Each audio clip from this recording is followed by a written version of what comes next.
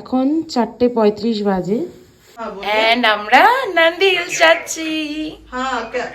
বাড়িতে কোনোদিন সূর্যোদয় দেখিনি, তাতে কি হয়েছে, শখের বশে ব্যাঙ্গালোরে এসে সূর্যোদয় দেখতে আমরা ছুটে গিয়েছিলাম হিলটাতে। কিন্তু একটা জিনিস হয়েছে কি, কয়েকদিন ধরে ব্যাঙ্গালোরে ভীষণ বৃষ্টি হওয়ায় এবং ঠান্ডা পড়ায় সূর্য খুব একটা আমাদেরকে দেখা দেয়নি।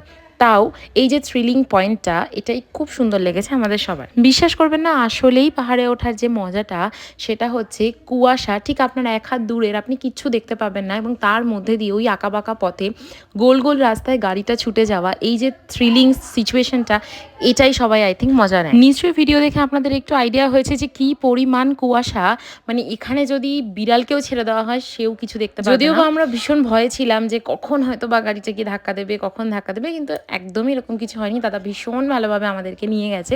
তারপর গাড়ি পার্কিং করার পরে আমরা আলটিমেটলি চলে গেছিলাম টিকিট কাউন্টারের দিকে। সেখান থেকে টিকিট কাটার পর আমরা উঠবো পাহাড়ে।